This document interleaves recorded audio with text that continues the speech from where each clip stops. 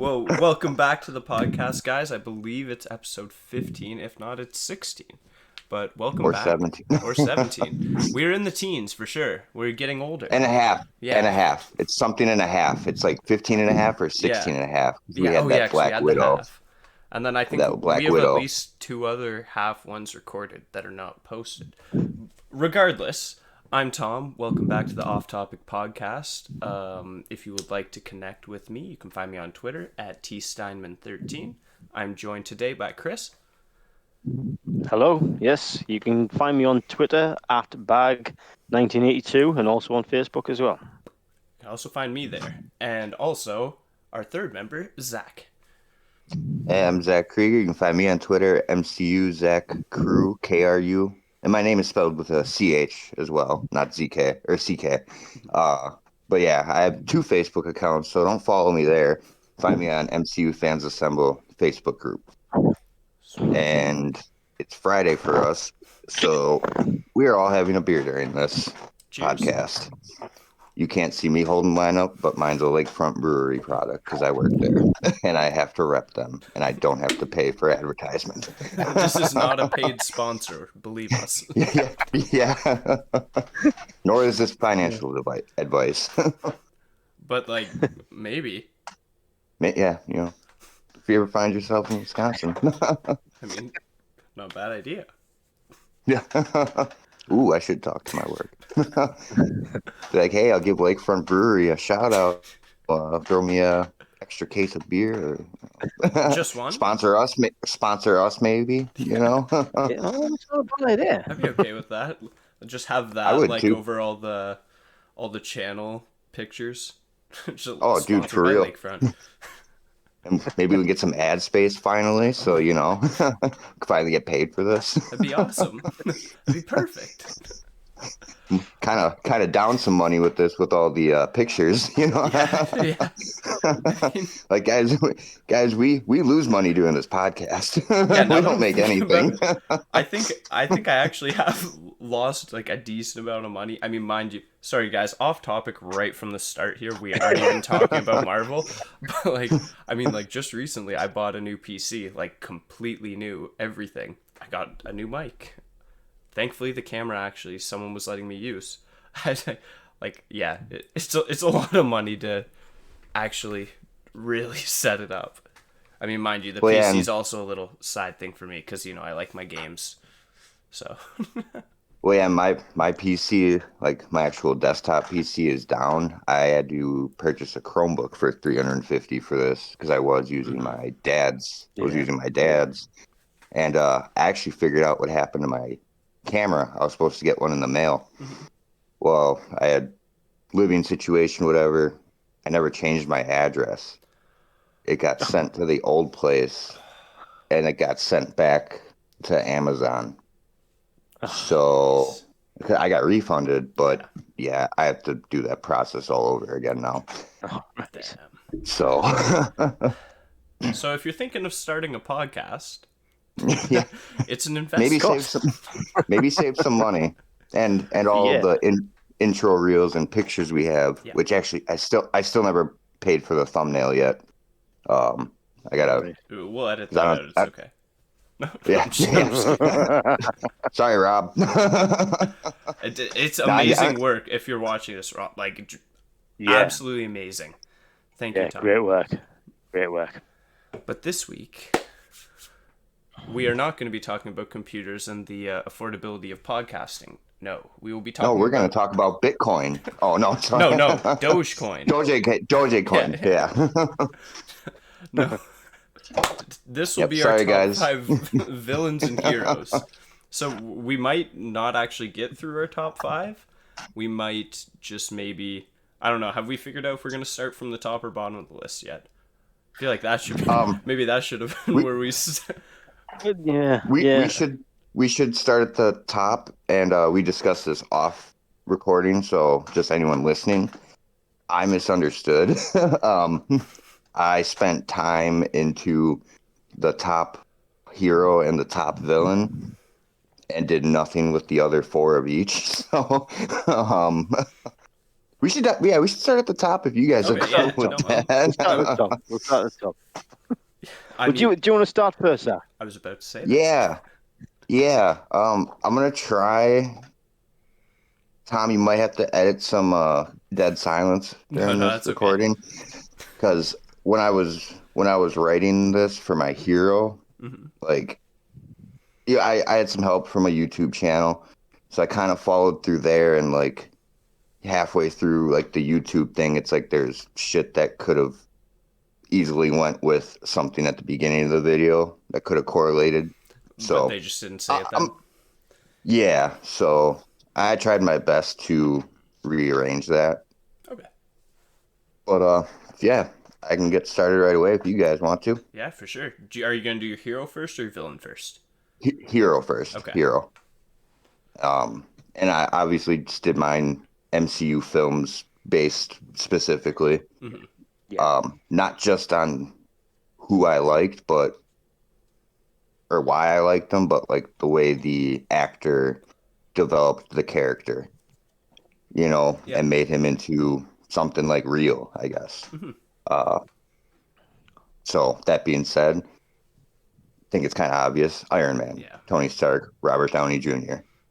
You know, with him, we wouldn't have anything. We wouldn't have a podcast right now if it wasn't for him, True. Yeah. True. because he literally, if that first Iron Man movie would have flopped, I don't think Marvel fans would have really given the second one a chance, or Captain America, because you already had two Hulk movies that just, The Incredible Hulk was, not bad with Edward Norton, but It's a pretty good I don't, movie. Not right, gonna lie, I right. did rewatch it very recently. But I feel like the mass variety of fans, I know a lot of people that didn't like it, Oh, oh yeah, same here. so I'm Or just thinking in that what way. the first Iron Man? No, for No, Incredible that's Hulk. no, Oh, Incredible yeah, Hulk. Sorry, right. Sorry. with Yeah. Ed Norton. Yeah. Yeah. But so I put a lot of time into, the fact that, I mean, besides making Marvel what it is now, or the MCU, uh, he's a genius, and the little things, like, he learns from every mistake. You know, that's what I kind of Yeah. based off of with him. I mean, starting with his first suit freezing when he was trying to go into space or whatever. And then you see all the way in Homecoming, he gave Peter Parker a suit with warmers in it to keep him warm. Or how when Ant-Man in Civil War went inside of his suit, and then you get Infinity War with his nanotech Mm. closed off so nothing could sneak inside. Um, but I'm actually going to skip to this part because I really want to talk about it. The Infinity Gauntlet that he made, the Stark Gauntlet. I guess I never really thought how he was able to make it functional and harness the power of the stones until I watched this YouTube video, and it made perfect sense. His knowledge on creating vision and using what he knew with Vision's technology, because it harnessed a stone. So he was able to create the gauntlet via Vision. So there's kind of a Vision cameo in Endgame if you think about it. Yeah. Yeah. He was in Endgame in a way, you know, Hmm. and that kind of just blew my mind, like, whoa. Yeah. And another thing with Endgame, a lot of these are going to be Endgame related, or if not Infinity War. The energy shield he had when um, Hulk was snapping, he created that to also take the power of a hit from a stone. Because Mm. when he got hit with the Power Stone from Thanos, I was reading. I think this is canon that it would actually take the hit from the Power Stone, like full on. I've read that as well. Yeah. Where in Infinity War he does he does a shield and he gets hit by Power Stone or certainly by Thanos, and it wrecks part of his nanotech suit. And in an Endgame he obviously adapted it to take a hit. which again, it just feeds into what you're saying about how he's constantly moving things forward and improving himself. Yep. And another thing, and yeah, that's the word I was trying to think to use is adapt. He adapts, very quickly. Yeah. In the second, and I never really put this together either. In the second movie when he fought against Whiplash, Mark V was awesome. The suitcase looked awesome. It was probably my favorite looking suit, but it got destroyed. Who Got posted destroyed that in the right away. Like, was that you, Chris, who posted it? Yeah, okay. I was gonna say I just saw that before we went on. Iron Man 2 came out in the US anyway. Came out 11 years ago today, which was pretty cool. Yeah. That's funny. I didn't see that until after I started writing all this stuff, so it's kind of funny that it's getting brought up now. But that suit got destroyed fairly quickly by Whiplash because it couldn't absorb or contain electricity. So then you see, and that it makes sense now. You see in Avengers, the first one, Thor hits him with the lightning, and it puts his suit up to 400%. Yeah. And then by Endgame, you have that port that opens that takes a direct hit from Thor to absorb. Little things like that throughout 21 films. Well, 8 of them with Robert Downey Jr. They call back to all these Iron Man 1 and Iron Man 2 and, giving Spider-Man a parachute in the Iron Spider suit because of what happened to Rhodey and all that. Another big thing I wanted to mention was his character arc coming full circle from one of Tony's first lines in Iron Man 1 was when he was talking about weapons and how people, they want a strong weapon that hits multiple times. And he said he prefers a weapon you only have to fire once. Skip through the end game. He has the Gauntlet and the suit that can harness the power of the Infinity Stones that takes one snap. Literally, his character became full circle. I want to rewatch all this stuff all over again now, just to for those little things like.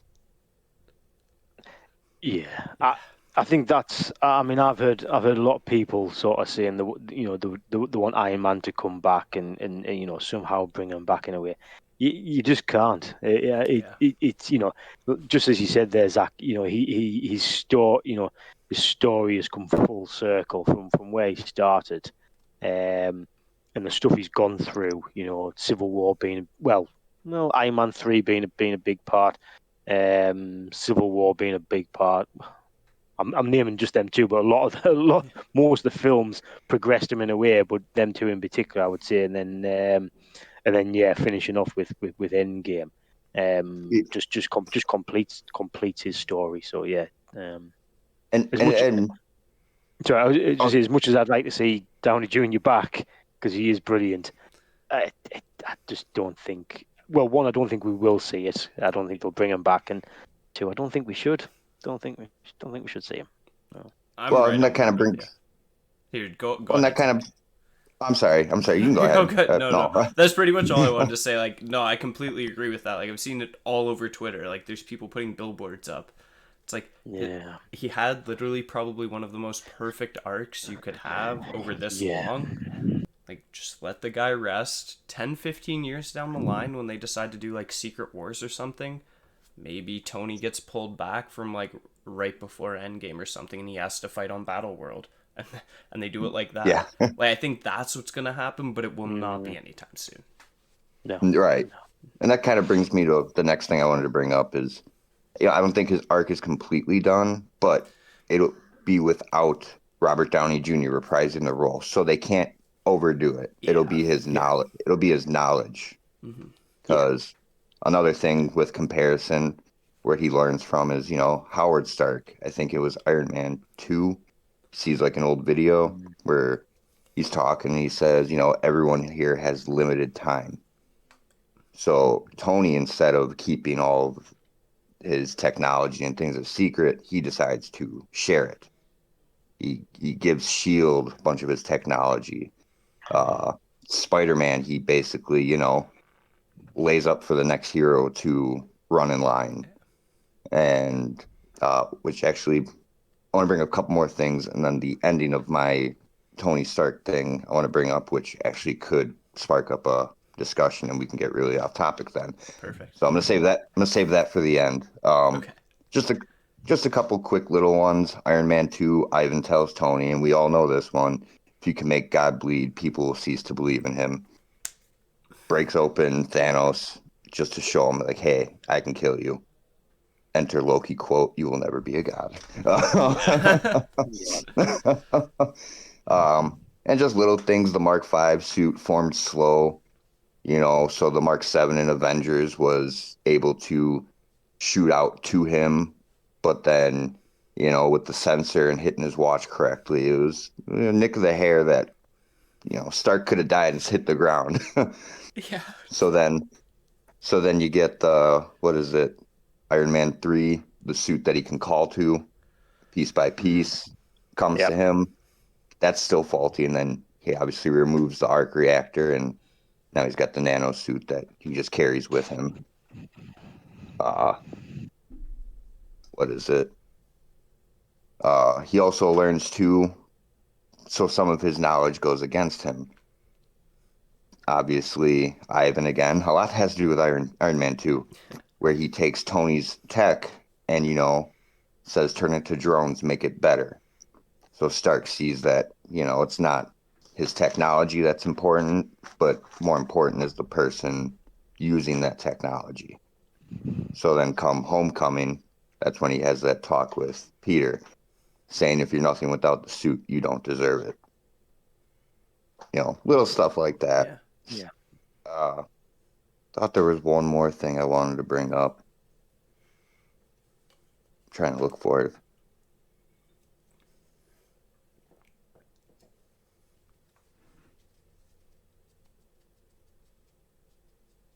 Nope. I think I thought of it and said I would remember it, and I forgot it. But so what I was going to say is Tony's, final suit was almost the perfect suit. Was it the Mark 85? Oh. Was the Endgame one? 80 something for sure. It was, I think 85's right. I think so, because it was the Mark 80 in Infinity War, right? I think so. I can't remember exactly. I mean, that makes sense, though, 5 years after. Probably yeah, one every year. Yeah. And maybe Pepper's suit was considered one of the marks. Oh, actually, I bet you it would have been. And I'm sure he has a suit for Morgan when she's older. Just in case, he plans ahead.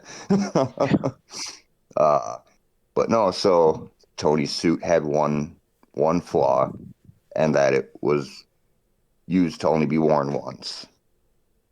Meaning there was a fatality was inevitable. So that brings me to Iron Mage, Doctor Strange's version of an Iron Man.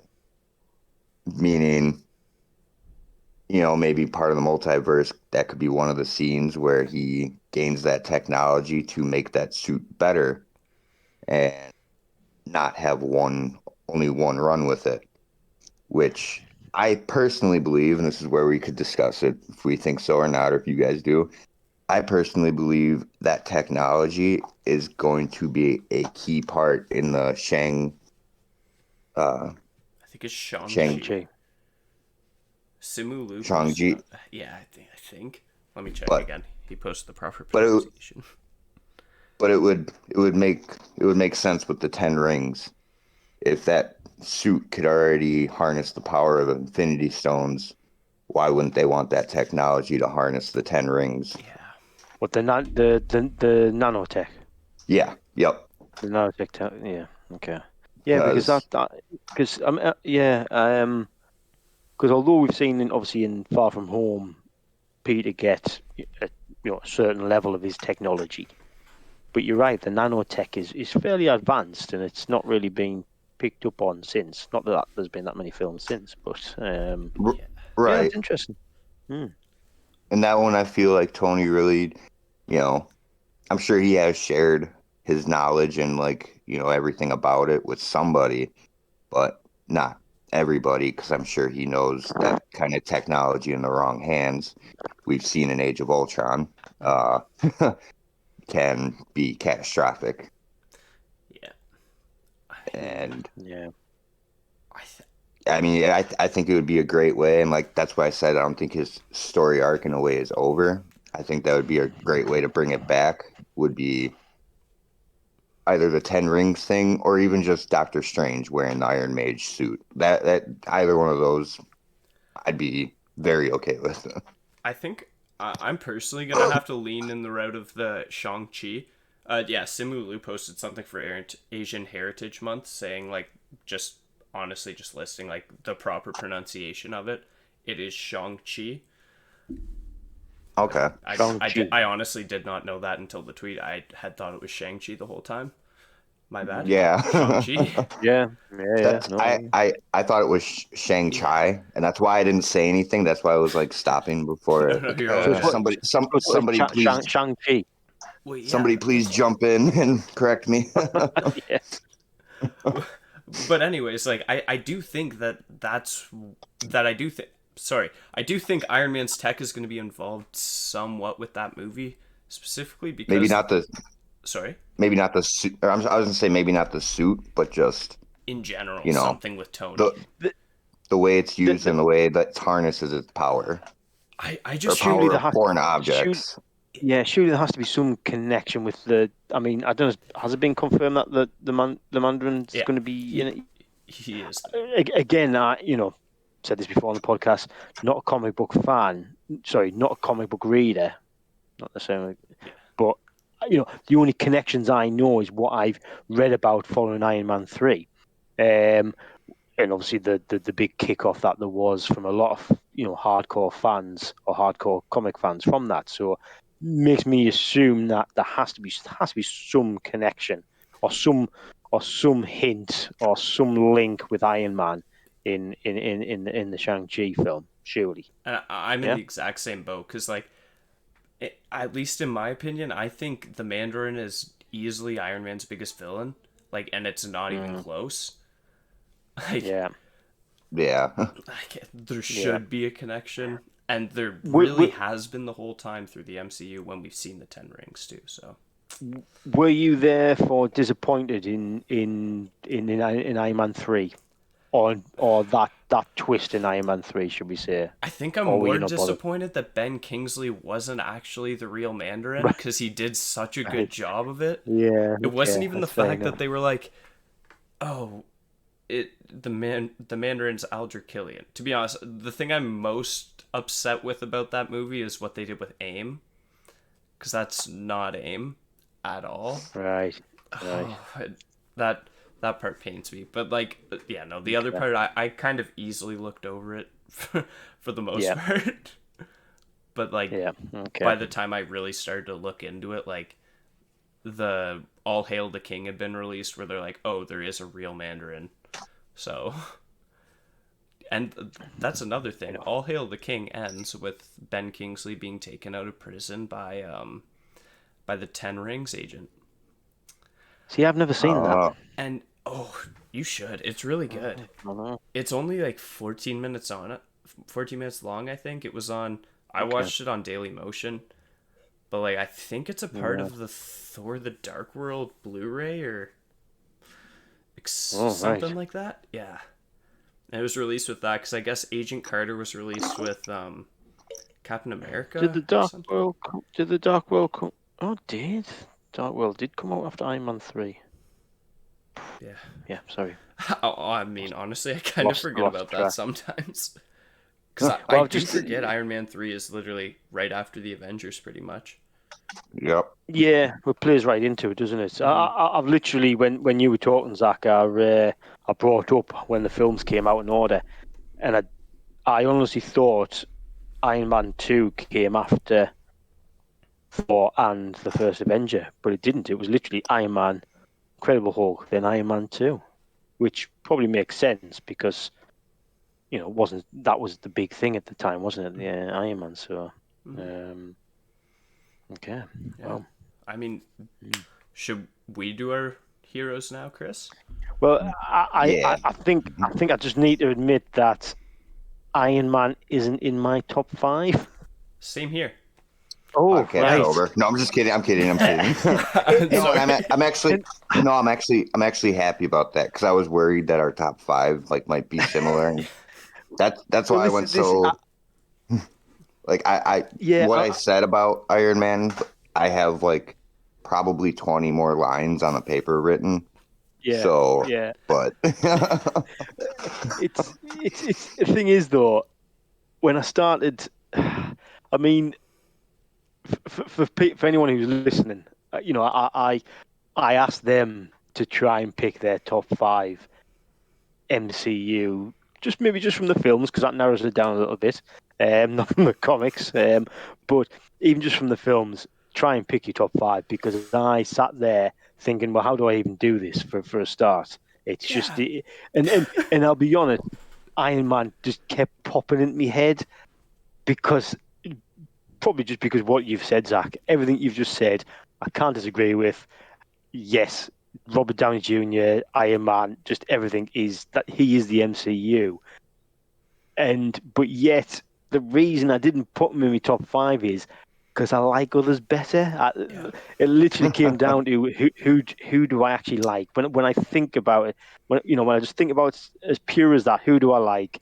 He doesn't come into my top 5. I sometimes think he's a bit arrogant, and he is. That's not that that is him, and maybe that's why it just very slightly just mars me a little bit with the Iron Man character. It's probably not Iron Man; it's Tony Stark, really. and see that's part of that's actually another reason I kind of picked him because it reminds me of that Bruce Wayne Batman, Yeah. Again, can't disagree with correlation. that.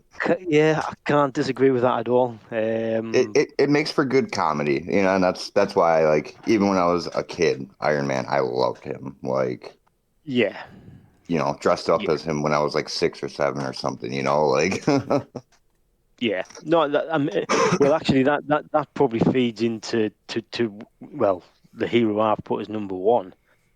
Can I go there now? Oh, Can yeah. I? I might. It's purely because this this hero has been my favorite probably since I was a kid, and didn't see. I was brought up on cartoons. We had Superman, we had Batman, we didn't, and then I think it was the early 2000s. I don't know, I can't remember the exact date, but then Spider-Man came and just blew my mind. And that's why Tony Maguire is still my favorite Spider-Man. That being said, I love all 3, Yeah. and I'm I with think you. they each. Tobey Maguire is my favorite, probably because I grew up on. I remember the first film just blowing my mind, but yet Andrew Garfield, in my head, I think he's the perfect Spider-Man in terms of his physicality, how he looks. He's quite tall and gangly. That's how I see Spider-Man. Yet Holland is, he's just Holland's brilliant as well. Yeah. So he's a very good Peter Parker, and I think that's all the Spider-Man films. And I know we're going a little bit out of the MCU here with other Spider-Man films, which may or may not come into the MCU, possibly, maybe, We'll don't know. see. Not according to Garfield, but there we go. I But have a yeah, thought on that. just all the Spider-Man films. I can even the worst one, Amazing Spider-Man 2. I can go back and watch it. Yeah. And so when Holland came into the MCU, I mean the introduction was brilliant. Sort of feeding them into Civil War, which again was brilliant because they kept it from us, and the MCU don't really keep, like Marvel don't really keep much from us in trailers and whatever. They usually put stuff out there. They can try and blindside us, but they generally will put, if a big character is going to be in the film, they'll sort of tell us. So for him to be in Civil War, brilliant, and then what he's done since, I'll be honest, he's the films Homecoming and Far From Home are brilliant. I still, my personal view, I don't think they've topped the first two with Maguire, but still, the Holland has been brilliant. Spider-Man's been brilliant. Peter Parker's been brilliant, and if anything, I think the other I like him better in the likes of Civil War and Infinity War and Endgame. The moments he's had, probably especially with Tony Stark as well, they've just been brilliant. So yes, and the tech. Yeah. That he's, we in the films with the other two, with Maguire and Garfield, you get bits of it with the web shooters and different things, but certainly in the MCU, they've really sort of gone and pushed hard with that and given them different suits, which is brilliant. So yeah, Spider-Man top of the list for me. Yeah. Well, I just want to add real quick with what you're saying, like with Civil War, Infinity War, Endgame, like where you had more of a, I guess, appreciation for it than his solo films. It's because in those movies that he cameos in, that's where more of his story arc is, like his character development. Not story arc, but character development. Especially those Infinity War and Endgame. Yeah, without those movies, Homecoming and Far From Home, like, might not make that much sense to you. And Far From Home in particular, yeah. Yeah. So with those cameo movies, I agree with you. Yeah, they make those movies make sense. But yeah, they're more vital to me personally than his solo films. Yeah. I don't know if I completely agree with that, but more or less, yes, I do. I don't know. I just think there's been so much teased in those films, and I feel like I don't know. Are you guys alright to hear my number one? Because you already heard it. Go for it. It's Spider-Man as well. like I'm not gonna lie. Like personally, my favorite Spider-Man is not Peter Parker. It is Miles Morales. However, we really have only seen Peter Parker in live action, and like Chris, like I grew up watching Tobey Maguire play Spider-Man. I grew up reading like the Ultimate Spider-Man comics. Like he's the man. Like I know like we're supposed to only really focus on the MCU. I will say this, Tom Holland is my favorite despite me growing up on Tobey. I do love Tobey, and I can't even believe I'm saying this. I don't dislike any of the Spider-Men, but Tobey is actually my least favorite of the three. Yeah. Excuse me. What? Yeah. I can't explain it other than Tom, for me, just fits so well what I think the comics version of Peter and Spider-Man would actually be like in more or less the real world. Because, like, he really is not completely identical to the comics. Like, he just isn't. None of the adaptations of them are. But, like, it's pretty accurate, and it is very modernized, because, I mean, a lot of the stories have been taking place, 2016 to 2023, right? Yeah. So, like, again, a lot more tech, which that's a big part I really do like about Spider-Man 2, that I think that's maybe my one gripe with the first three Raimi films. Just organic webbing.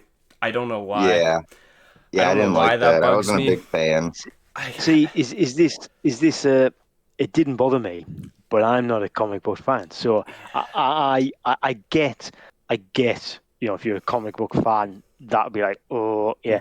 But I still didn't understand why he did it, because I can't explain it. For me, when you see it in the Garfield and the Holland, it shows what he is. Super intelligent.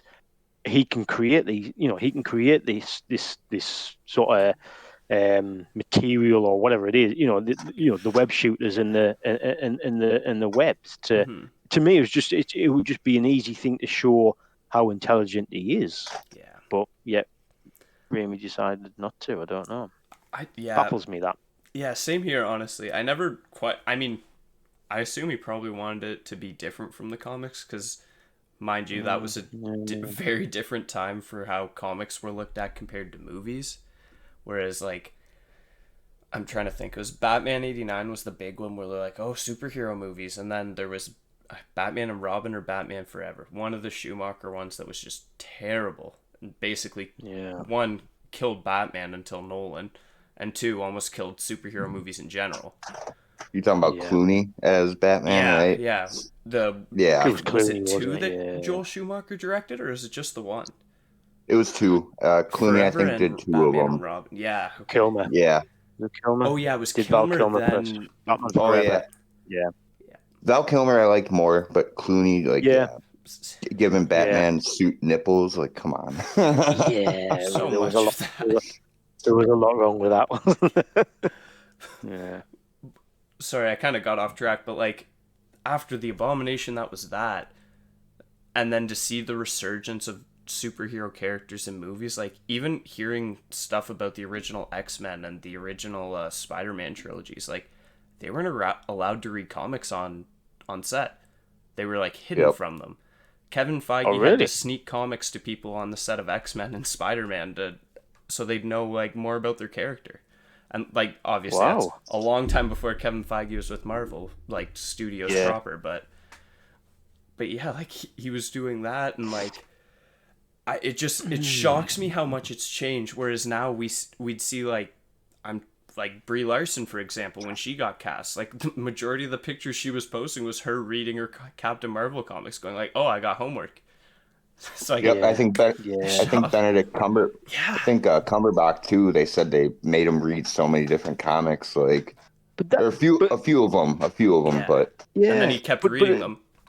Yeah, but as an actor, that's what you do. I'm not that I'm an actor, but that I've read a lot where if an actor's doing a certain person or a character that is in literature or even any other means, you research that. You know what I mean? That's what you do. So why wouldn't it be the same for comics? You just try and read as much as you can, surely. But and that's what I was thinking. That's not to say you copy that, but it gives you a certain amount of knowledge to think, right, well, this is the way I'm going to do it, and it feeds into an actor's portrayal of a certain character. Yeah, and that being said, I think that's a huge reason why, in my mind, my least favorite of the three actors is Tobey Maguire, but my by far favorite Peter Parker is Tobey Maguire by a mile, and it's not even close.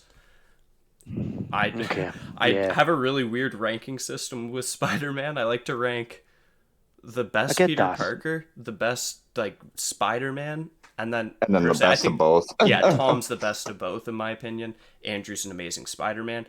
Toby is a perfect Peter. And Tom, that's exact.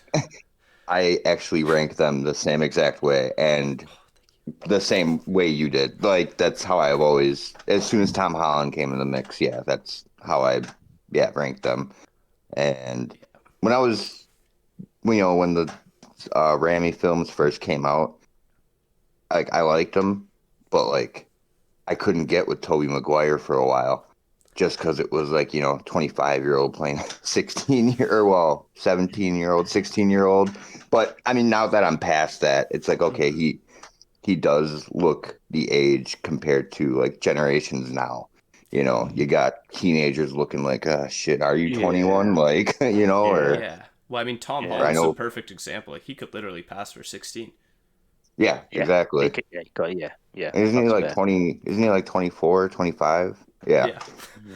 Oh my god. I think with the Raimi films, I was, certainly the first one, well, and the second one, but I was just blown away with the action. Him literally swinging through the city, which I look back at the cartoons, and I think there was a live action TV show. Japanese Spider-Man. Yes. No, there was another one. Oh, I think there was another one that I used to watch, which was, I remember at the time thinking, oh yeah, this is pretty cool. But you look back, I've seen clips of it, and it's just horrendous. I do know which one you're talking about. There's one where it's a little bit like Adam West Batman Yeah. climbing up the wall type of thing. It's that sort of technology, which obviously was back in the whenever it was 70s, 80s, 90s. I don't know, but in all reality, he was probably climbing on the floor. They just turned the camera. yeah, well, yeah, yeah. But yeah, just the Spider-Man swinging through the city just like blew my mind. Absolutely blew my mind at the time. It was brilliant. you, I you think know, just cemented my love of Spider-Man. And see, like, that I'm is sure. also one of my favorite parts of Spider-Man, and that's why I'm very sad that we've had essentially one or two scenes of Tom Holland actually swinging through New York City. Yeah, And it was Yeah. the end credit of Far From Home too, which I do, yeah. mind you. It recently came out that a lot of the stuff that happened with Spider-Man in the MCU was due to people at Sony, specifically Avi Arad, who apparently may not be there. He specifically for that movie, Tony Stark wasn't supposed to have a gravestone in the Mysterio scene. It was supposed to be Richard and Mary Parker and Ben Parker. All right, yeah. There was supposed to be far more Uncle Ben references throughout both Spider-Man movies and the Avengers movies. There was supposed to be more Avengers in Homecoming, and I'm not sure if it was just Rhodey, but there was concept art of Vision possibly helping Spider-Man clean up the mess in the sea, or in the river, I guess, where the ferry crash, when that all happened. Oh, yeah. And that yes, was also yeah, going to yeah, be done differently, where Spider-Man would have been seen as the hero at the end of that, rather than kind of like, oh, this guy, it's pretty much his fault for doing it. So, like, a lot of the things that, like, people really didn't like about Tom Holland's Spider-Man, it has been shown that it was Sony all along. Much like Real quick, Agatha.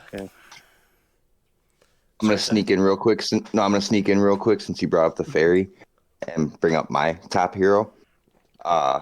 Apparently, that's why the legs were added into the Iron Spider suit. Yeah. Was because he could have definitely used extra arms to keep that ferry together. Yeah. Ah, right, yeah. I actually had that written down. Yeah. Yeah, I mean, hey, it's that's perfect cool. time. Let's go. Yeah, let's go. Let's go. But yeah, Spider-Man's number one for me. I don't think anything can ever change that, no matter what the hero. I mean, I'm wearing a Batman shirt. Sorry, guys, laundry day. But like, Batman's probably my favorite DC. Maybe the Flash. One of them are maybe my favorite DC characters, but it does not compare to Spider-Man. Nothing. Will. Yeah. If we were a DC, if we were a DC group, and never We'd be mind. depressed. And we had to do a top 5 hero, top 5 villain, I would only have a top 1 and a top 1. Batman and the Joker. I have Batman and his Rogues Gallery, and Brainiac. Yeah. Yeah. Yeah. Sorry, DC fans. It's been a really rough while, and it doesn't look like it's getting better. So have fun. But yeah. Come to this side. Do it. See what happens with Suicide Squad. There's a few that I'm like, I think they're gonna be good. Suicide Squad's one of them, and the Batman I think is the other one for me. Yeah, I've always liked the Batman films. To be fair, yeah.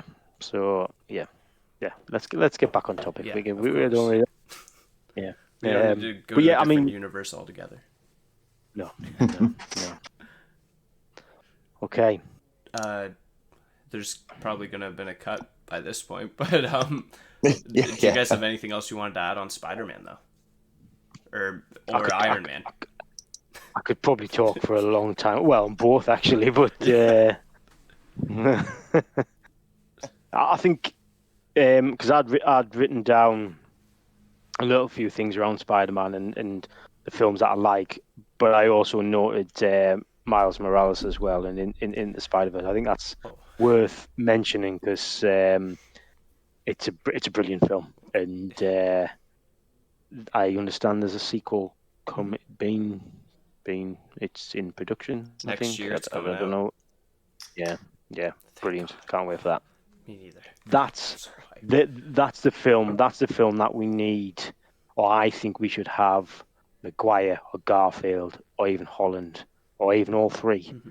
I think that's the film that we should have them. Yep. But we'll see, I suppose. I might have one more thing about Miles. Just this Yeah. might be a little more of a funny thing that I saw, but I mean, one, we know he exists in the MCU. Aaron Davis in the deleted scene from Homecoming is specifically on a call with Miles and says, "I'm sorry, I'm going to be late, Miles, because Spider-Man webbed me to a trunk." And then I saw the deleted scene on YouTube, and then someone had posted a little comic panel, like it was fan made, on Twitter, and it was from the Morbius trailer. And if anyone remembers the Morbius trailer, there's a picture of the Spider-Man suit that has murderer written across it. Yep. But it's not Tom Holland's Spider-Man suit. It's Tobey Maguire's Spider-Man suit from the Spider-Man PS4 game. Yep. Yeah, I heard that. Follow Yep. me. So Yeah. there's the kind of joke of the panel was it's Miles and Aaron Davis doing it, and Aaron's going to Miles. He's like, hey, you're doing a great job, but like that's not what his suit looks like. Like I know, like I've met him, and he's just like, oh, I'm only doing it because of copyright reasons. He's like, copyright reasons? Like, what are you talking about? Like, we're going home. Cool. If we had Excellent. if Miles Morales was a Deadpool-esque character, I'd love for that line to be in the movies, but it definitely won't be. Yeah. No. Shall we get on to the villains then? Or- Yeah. Want to go go for in it. want to go in the same order or of who Yeah. goes or I have a feeling we might all have the same number one. me too? But maybe I don't know. I mean, I already said in the chat one of who mine was. It's one of the two, Yeah, surely. It's one of two. the big T or the big L. Yeah. Yeah. There we go. I think we know what Zach's going. Go on, Zach. You go first. Oh, I straight up said in the chat, like, hey, spoiler alert. So okay, mine is, I mean, it's just, yeah, he's my favorite, but also, adding into why I chose also is the character or the actor that, made this character one so lovable and hateable at the same time. Because I hated him at first for like one film, and then after that just grew on me. Clearly Loki. Yeah. And to be honest, I didn't write a lot down. I wrote more of my favorite quotes from him. Let's and have them. before that, I read a YouTube comment that I died laughing at. It was, Loki, alive. Thor movie number 1, dies. The Avengers, Loki steals Tesseract. Thor 2, Loki dies. Thor Ragnarok, Loki steals the Tesseract. Infinity War, dies. Endgame, steals the Tesseract. Oh, Loki series. shit. ... It didn't say dies. It just said Loki's TV series. ... But you know what? I'm gonna go a little off topic. That brings me to what I kind of brought up in the chat, because he's clearly fixing timelines. What if somehow, some way, he, for doing this, they because they control time. Mm-hmm. What if they're like, hey, since you did this, is there anything you want? And say he knows that in the original timeline that Loki dies. What if he was the one to actually, hey, send me in that place? But that would break the timeline though of 2012. That's the thing. I would love for them to somehow bring that, but maybe that could be his wish. Without breaking the timeline, can I be alive in that original? There's got to be somehow they can make it work. I'm almost convinced that he's going to be in the next Thor. We're going to have the TV series, and I think at the end they're going to, he's somehow going to end up in Thor 4. And I think it's a bit of a recess because they've done his arc, really. I thought. Yeah. He's baddie right the way through. A little bit like Iron Man in a way, maybe not to the extent, but he'd basically started as a villain, and by the end in Infinity War, he was maybe an anti-hero perhaps, but everyone that death hit you hard because you liked him, because he wasn't a villain. You liked him, and to take that Loki forward, where was he going to go? And I'm not, it would have been difficult to take him sort of forward. Now we've got a different But Loki. We've got but the 2012 Loki. but Sorry. Yep. during the series, I do have an outro thing written. Like I didn't write much with Loki, but I have like an outro thing I want to end with my turn. But I'm gonna save that. Okay. But like in the sense of if he were to get thrown in that new timeline, I do agree. He was more of a villain, but maybe his time spent fixing these timelines could be a whole new Loki arc, to where he Yeah. realizes his faults, and that's just not the path he's set to go down. Maybe. Yeah. I But think it's Loki. well, this is. I think that's why. I think that's why we can see him again in Thor 4, because the original Loki, if that's what we're going to call him, he'd had his story arc. You know what I mean? It finished in Infinity War, but they've been able to sort of reset him in a way and take the 2012 one and ping him out. And we don't know what's going to happen in the TV series, but it gives a fresh slate, I think. It starts him off as, well, in 2012 he was a villain, so it now can take him in any way, and I think that can lead him a little bit like Gamora. It sort of throws, And for Nebula. well, yeah, but I think Gamora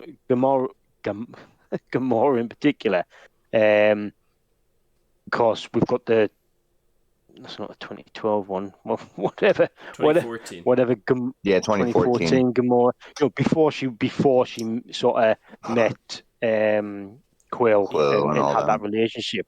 But we've got Loki now before he's gone through all that stuff with Thor and everything else. So it provides an interesting sort of lead into Thor 4, I think. The stuff he's going to go through in the TV series.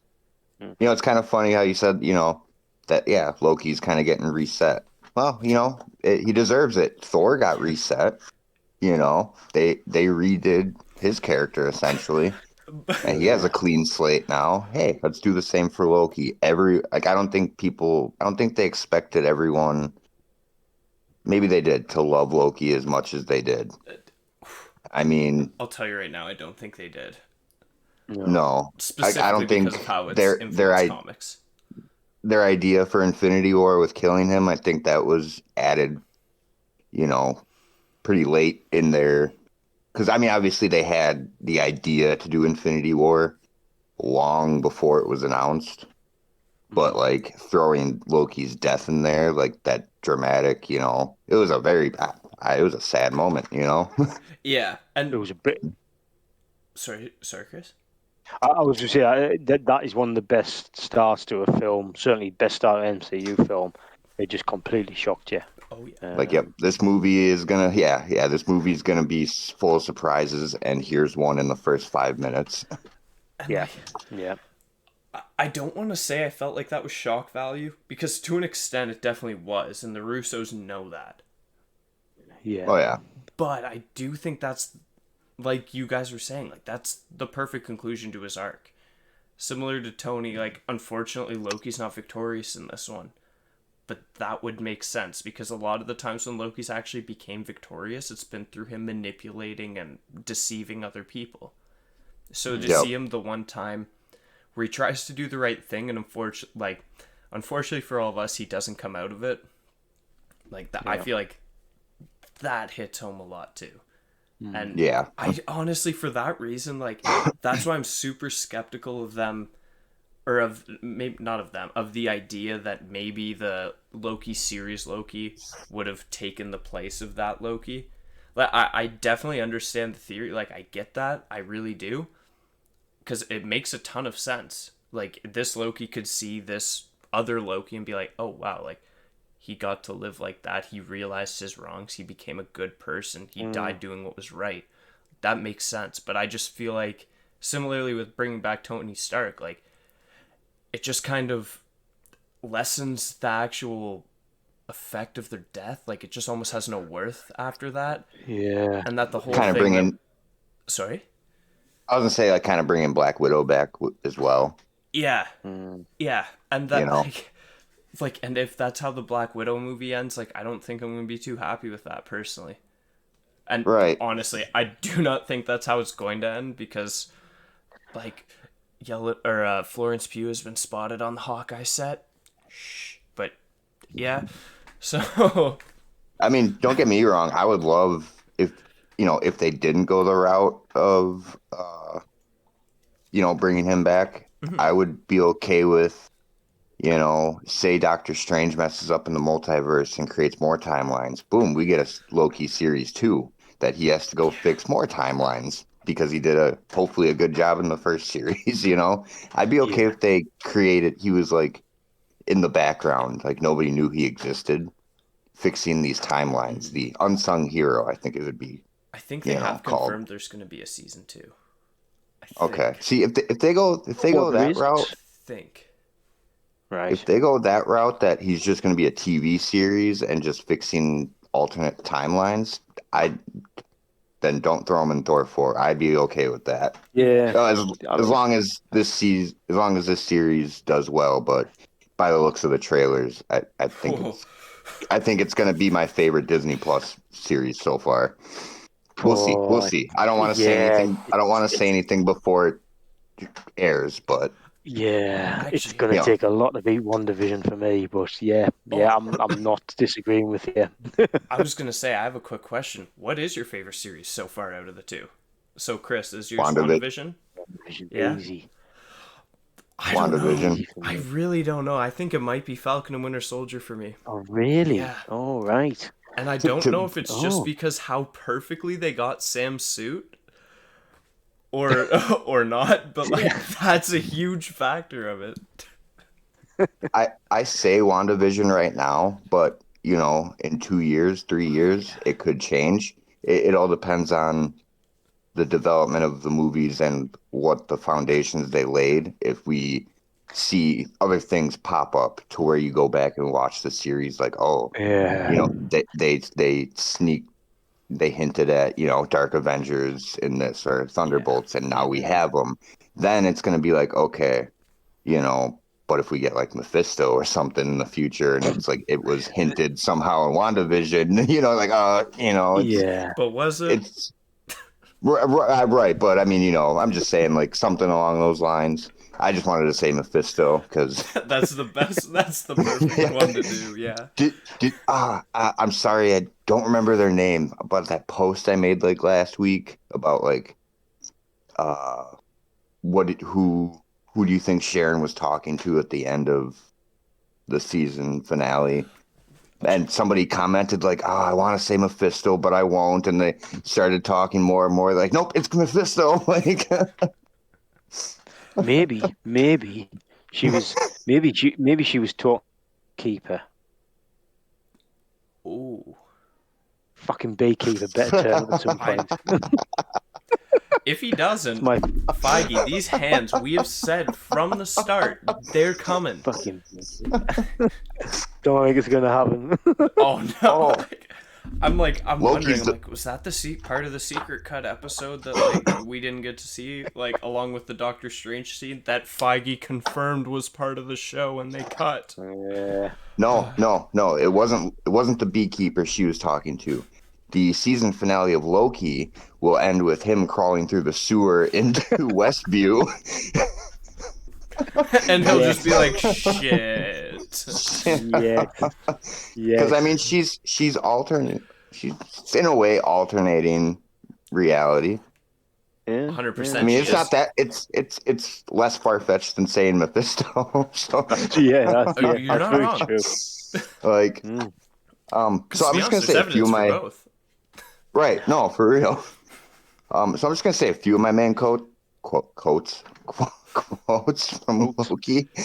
Oh, it reminds me, I have a joke, but I'm gonna say it after Okay. the podcast because it definitely this video probably wouldn't get uploaded. That's all And, right. it's actually from an Eminem song, but Oh, then definitely probably wouldn't get uploaded. yeah, might I not think even get uploaded just for me saying his name. I don't know. It's I think we're past that point of the majority of parents in America trying to cancel F and Eminem, the right? and the FCC, yeah, I think we're past that. MTV too. They're done with him now. He's Oh, they way too have big for been. them anyways. Yeah. Yeah, they couldn't afford him. I mean, they're He's not even played on. sorry, go on. I was gonna say he's not even played on the radio like anymore. I was gonna say I was gonna make a bad pun and be like they're so empty without me, but it doesn't work when you're not Eminem saying it. So Yeah, Yeah. yeah. Or you could put the ME backwards. You're so empty without M. which is true. It's very Yeah. true. So no, a few of my favorite quotes. I'll start out with, I already said it twice, maybe. You will never be a god. Just because, the whole build-up, and it does correlate to Iron Man, the whole, if you can make God bleed. Kind of, in a way. Not really. I think I just correlated in my head, and I'm just making that up. But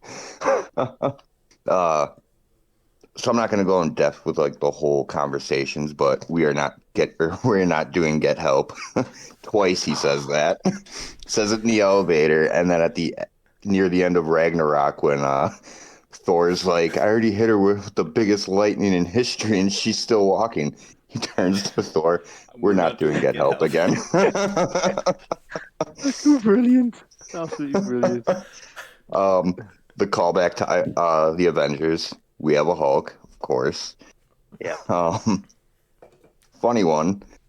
Beginning of Ragnarok where Thor pops up, looks at Odin, says, Father. Loki goes, oh, shit. But with Odin saying it, it's just even better.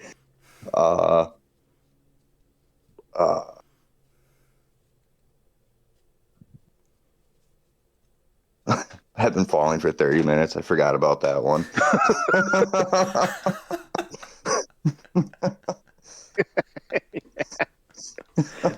I tell you one of the best Loki. I don't know if it's a line or scene. Is when the Hulk smashes Thor, just like he That did was my- with Loki. Sorry, Zach. That was my next one. That was my next one because then he goes, "Yes, Sorry. that's how it feels like." Feels. And then he turns to the Grandmaster. Sorry, just a huge fan of the sport. And the Grandmaster just goes like, "Oh, okay." And he's laughing. Yeah. The most Jeff Goldblum response you could give. For real.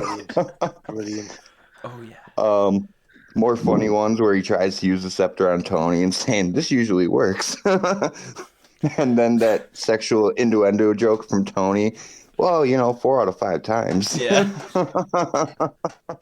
Not bad. Performance issues, And they kept doing that with Hulk throughout. Yeah.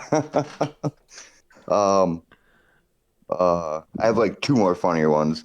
Avengers where Thor's like, you listen well, brother. And then Iron Man takes him. I'm listening. Yeah. The light will shine on us again, brother.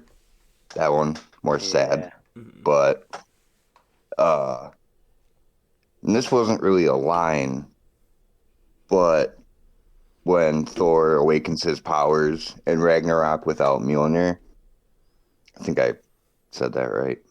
But then it pans to Loki kind of standing on the bridge, looking at Thor, kind of like, I turned on the audio description for Disney Plus, and it just said that, turns to Loki, and Loki stares at Thor with a heavy brow. Yeah. But he has that like smirk where it's kind of like Loki maybe already, like Loki might have known that Thor always had that power without it. Yeah. and he finally learned it, and I think that's why he smirked, like thinking, "Oh, finally, you finally learned your power without that hammer."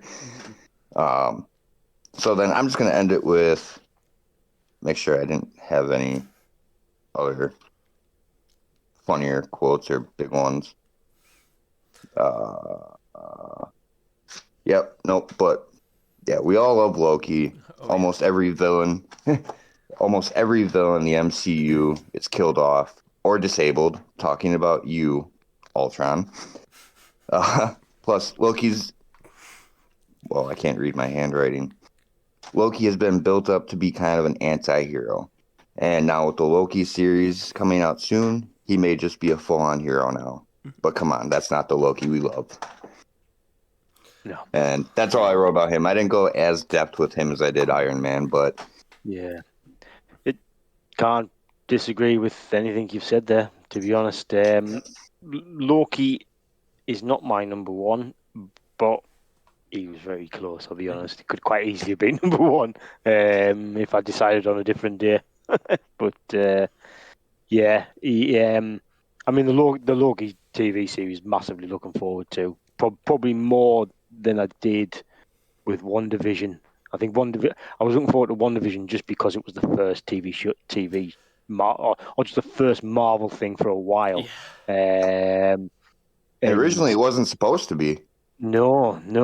I personally, I think they've switched things around because I think they might have thought WandaVision was well, I don't know. It's my personal view.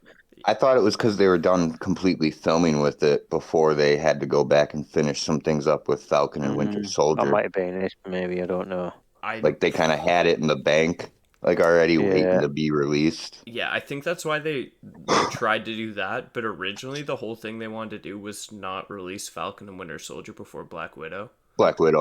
Yeah. Well, At this point, I'm not sure why. I heard something about Falcon and Winter Soldier that one of the main storylines for the Flag Smashers, which they ended up taking out, was that they released like a virus or something like that, and I think they thought it was probably a little bit too close to what was happening in real life with the coronavirus. So, which, to be honest, fuck it, why? Do you know what I mean? Because one of my biggest sort of criticisms was the Flag Smashers. I didn't really get what they were doing, type of thing. You know, like what they're doing. You know, the super soldiers, are they making more super soldiers? You know, what exactly? It sort of cleared up in the last episode where they had a point of what they were going to do. But throughout, and it seems that there was a bit of a storyline to them that could have maybe elaborated and made it better. So I'm a bit disappointed. I'm disappointed in maybe not Disney, but maybe Feige, perhaps. Maybe it was out of his hands. I don't know, or maybe he just thought it was a bit close not to, put a storyline like that in. But it's fiction in the end. You know what I mean? It's not real. Well, right, but I think down the road, if like this came out 2 years after COVID was done, I think maybe they would have. But I think it's just because it's still going on, and a lot of people have lost family, and I think it just would have been inappropriate for that we're still going through this virus. I think you're right. I think that's why they took it out. I don't know. Maybe you're right, Zach. Maybe I'm looking into this too sort of blinkered, perhaps. And I mean, but we don't know though. I mean, it'd be nice if they somehow came out with it. Release the Flag Smasher cut. Or I didn't watch. Or I didn't watch the making of. Maybe they explained it in the making of Falcon and Winter I watched Soldier. it. They didn't explain it. Okay. No. I didn't know, so I can't. But it's really good though. The making of I might watch it. It's very what's the word? I don't want to say political because it's not political, but it's very I'd say informative is the best word. of what was exactly going on in their mind, at least the writers' minds behind the scenes, like doing these storylines, specifically like semi-adapting the Red, White, and Black Truth storyline for Isaiah Bradley. Even though like none of that was actually shown, like it all is literally described by Isaiah throughout the series. Yeah. So yeah, like it was a lot of stuff like that, and Cool. a lot more with our new Cap. Yeah. Yeah, I'm definitely gonna watch that when we're done with the pod. It's really good, honestly. And I'll watch Bad Batch. I think came out yesterday. I didn't see the second episode yet. I didn't even watch the first one. I didn't watch any of it. I just found out it came out this morning, that it came out yesterday. But please tell me you've seen Rebels. Majority. There was like a few episodes I missed, but like my brother chimed me in on it. Okay. I know for the most part, yeah. Okay, and you saw the important stuff, like the important stuff. Okay. Do you need to have seen Clone Wars and Rebels? I have. I had some free time on my hands. Do you need to see them to watch Bad Batch? Because someone told me you didn't. But you don't exactly. There's like, it's kind of like Marvel, honestly. Like there's Easter eggs in it that like, if you've seen them, like you're gonna be like, I get that. And like if it's not, you don't need to. If anything, I'd say watch the first 4 episodes of Clone Wars Season 7, because that's the Bad Batch arc. And that's like their kind of backdoor pilot into their series. But yeah, basically it goes from that almost immediately right into their series. And I've only seen episode 1 as of recording this. It was really good. It was really good. Might have to watch that one. Yeah. But Chris, I believe you have a villain for us. Yes, it's not Loki. So it's pretty obvious who it's going to be. The Whiplash. main man. It's Ghost.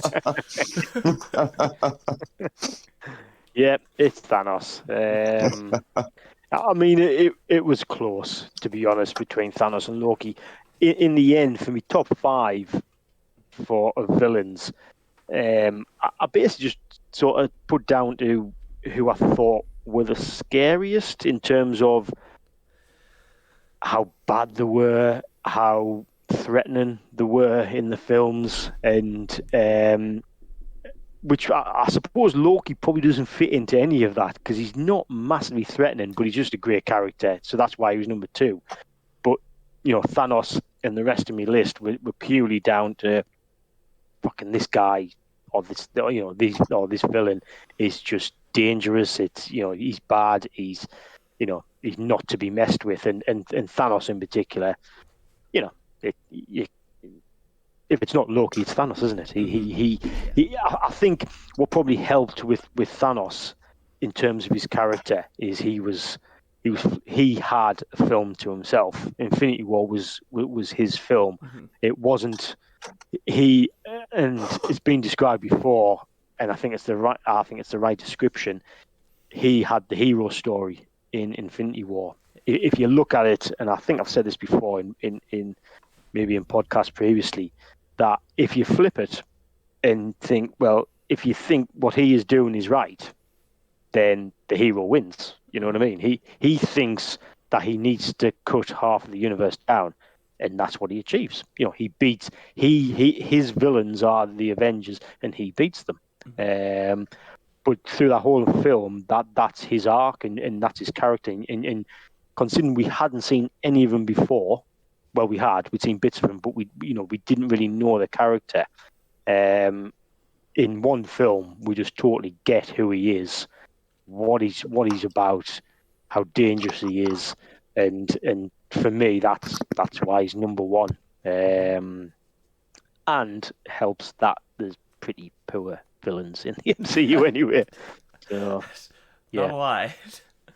Again, like, I can't disagree with any of that. I've loved Thanos, and ever since he was teased at the end of the Avengers movie, little 12-year-old me was so fucking happy, and like, and just going back and rereading the Infinity Gauntlet storyline like a few times before the movie came out too. I'm like, still can't believe this is actually happening. Like, and it was done so well. It's obviously so different compared to the comics, and I know I'm usually speaking with a bit of comic bias, like, in what I say, but, like, it is done very differently. He's not trying to bang Lady Death. Yeah. Well, Right, that we yeah. know of. Like, probably on the side, like, he just killed half of the population of the universe. She probably took notice to that.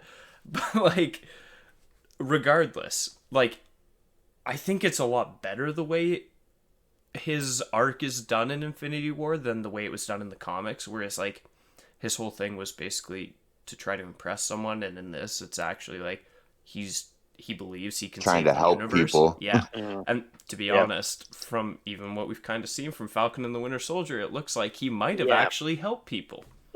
Yeah. So, Yeah. yeah. Yeah. Can I do something a little different for mine? Because Can I add one thing before you 100%. start? Yeah, I just wanted to It's ask just- that before. It's just real quick, and of course you can, Tom. Yeah.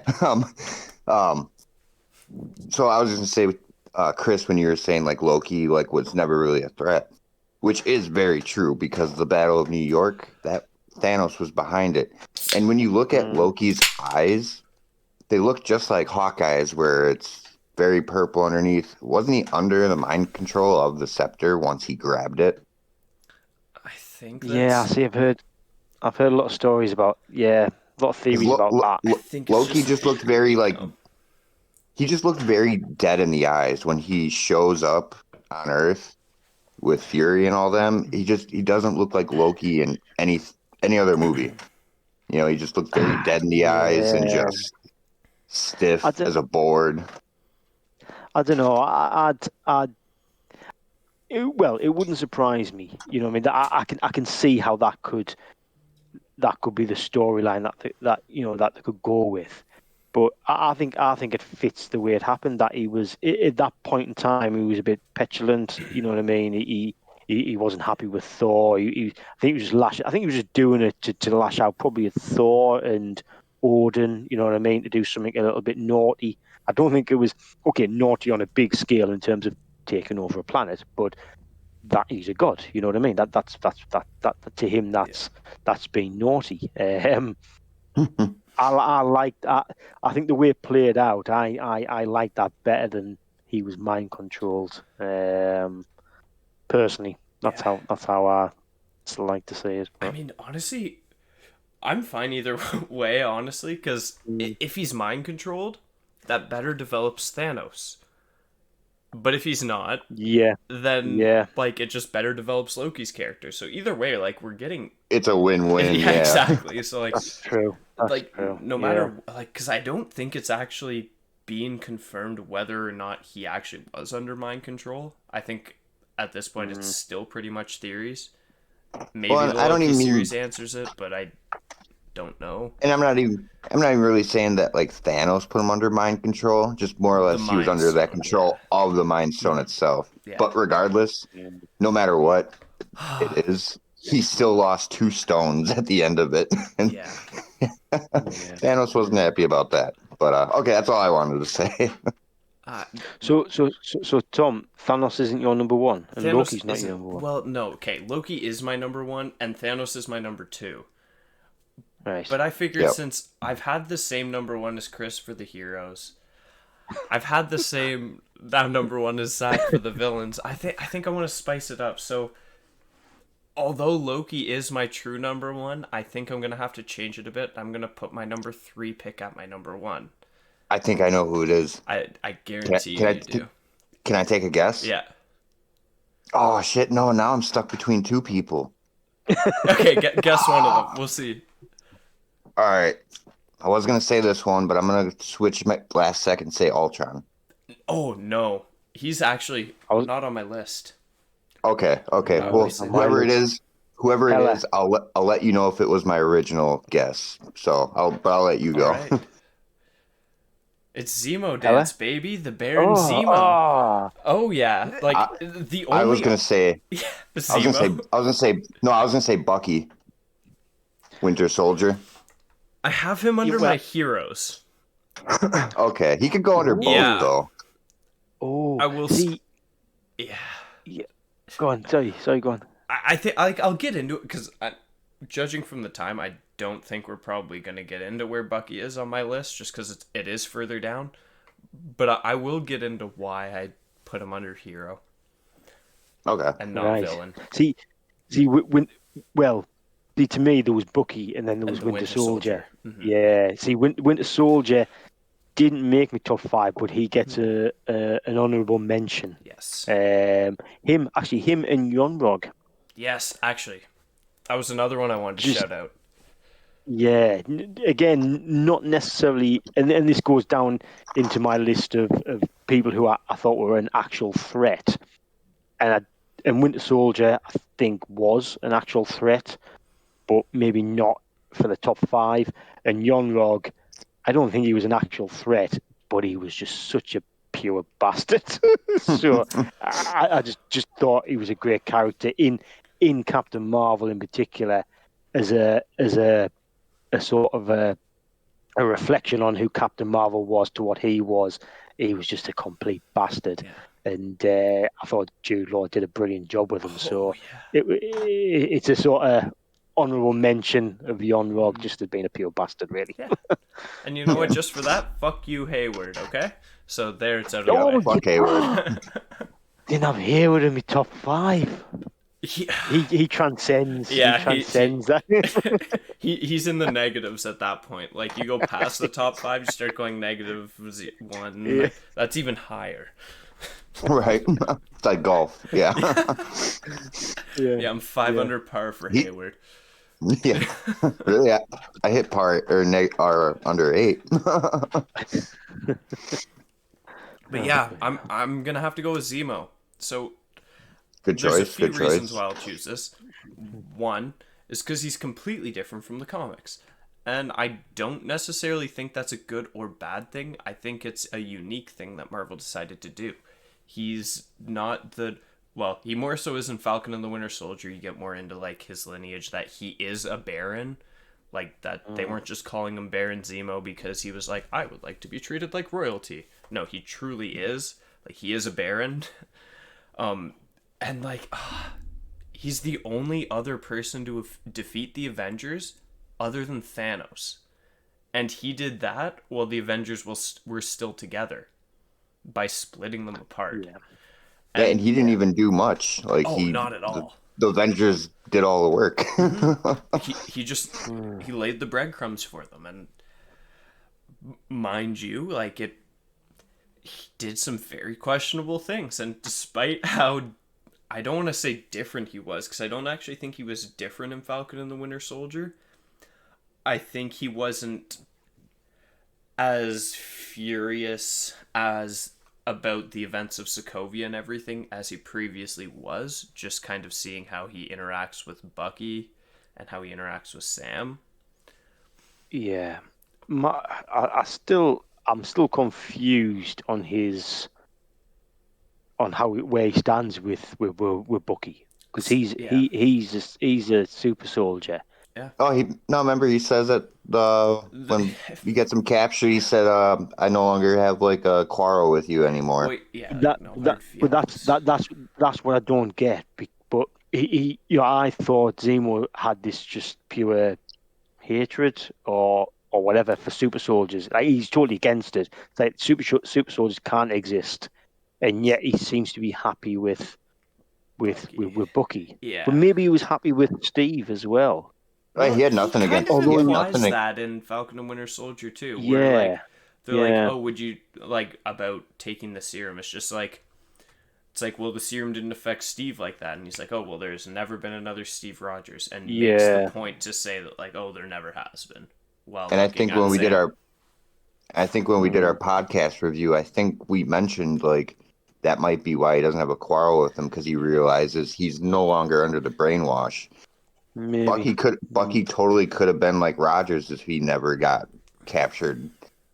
Well, he never would have gotten the serum if he didn't get captured, but if he didn't get brainwashed. Yeah, but here's the thing in my mind. I can't remember that character's actual name, but it was the one flag smasher with the long hair, and he was the only one. Like, he was usually pretty close to Carly. He was the only Yeah. one, or at least the primary one, who was kind of like from the beginning, like, yo, Carly, these things we're doing, I'm not so sure we're completely on board with it. And even though they go along with it, like, I feel like he almost falls into the same thing Bucky does. And like, Yeah, I completely agree with that because and again, I might have said this on the final podcast for Winter Soldier for Bucky for Falcon and the Winter Soldier, but there was a bit in that last episode where I thought him with the long hair and the others were going to turn on Carly because Carly had said, "Oh, we're going to, if nothing, we'll kill the hostages," and they were all like, "Whoa, how long we haven't signed up for killing here." And I honestly thought they were going to turn on her,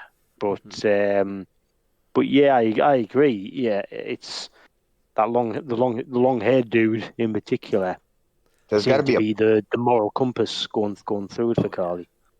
there's got to be a power level between the Winter Soldier serum because they all seem terrified of her, you know?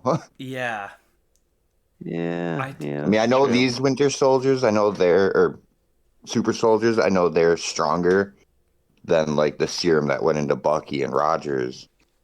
and the one that went into Banner. Yeah. Yep. Because Banner's was similar to Steve's. It was also from the Weapon Plus program, which I did just rewatch Incredible Hulk, and I realized that Weapon Plus was in there, and now I'm just convinced that like they're 100% doing Wolverine that way. So I think we're gonna get him. I mean, we saw the Princess Bar. Like, you don't show that and then don't give me Wolverine proper. Right. Sorry, I'm thinking X-Men. Oh, real quick before you go on, Tom. Since we did go on longer than we thought we would with just one Jeez. of each. When instead of like deciding our top 5 for the films, we just want to agree on like one, One or two, yeah. and then go from there, and then we'll just keep figuring out more as we go. For sure. And you still want to record? Do we still want to record this Sunday too? Yeah. I should be able to. I might either have to do it a bit earlier or a bit later, just because I am doing some stuff with my mom for Mother's Day. Oh fuck! So yes, Mother's Day. Forgot about that. My mom's never around, so I haven't seen her. don't worry. We'll edit this part out, so any wives or mothers watching. But... we have a different Mother's Day in the UK. It's already been Mother's Day over here. Oh really? Yeah, it was weeks and weeks ago. Yeah. That would have been key. That would have been like right around my dad's birthday. I could have just got 2 gifts at once. That's kill 2 birds with 1 stone. That's why I completely freaked out there, thinking it's Mother's Day. That was like weeks ago. Having deja vu. Groundhog's Day. But sorry, Tom, go ahead. I don't remember what I was saying now. Maybe I've had too much to drink. I'm trying to think where you left off. Zemo with like I think I cut you off when you were talking about when he separated the Avengers. Yeah. He was like, well, I mean, that's pretty much like the end of my point. Like, Zemo is the only other person to actually defeat the Avengers. The Avengers, and he did it exactly. He did it tactically. And he's the only one to do it that way too. Like Thanos, and if you think about more it, or less, that's more threatening. And actually, that's more. Yeah, no, it really is. And if you think about it, Zemo dividing the Avengers is really the only reason that Thanos was able to truly win, because the Avengers were quite literally divided by millions of miles. Yeah. Look what happened in Endgame when 2014 him decided to fight. Well, you know what? No, the Avengers were broken because half of them were missing, more than half. But he still attacked after mid-snap, I'd say. He probably jumped through the quantum realm before they snapped. And then Thanos snapped, Hulk snapped, and then Thanos showed up. But... yeah, like, it's hard to tell exactly when those scenes take place. Like, even though one thing might be shown at this time, it could be happening at the same time as this. But regardless, both times Thanos attacked, the Avengers weren't ready completely together. The original 6 were, but, well, no, not even. Black Widow was gone. Only in Endgame. Oh, actually, yeah, no, you're right. Black Widow was gone.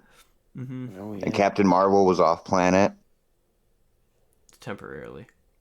temporarily. She was probably on the way. She probably knew like something was going She was down. probably like, Spoilers. hold up, Spoilers what for just Endgame. came out of the Avengers headquarters? Oh, There's been a right, Rhodey, I'll be right there. There's been a disturbance in the Force. It's like, I heard Master Skywalker, is this true? I heard seven Avengers cry.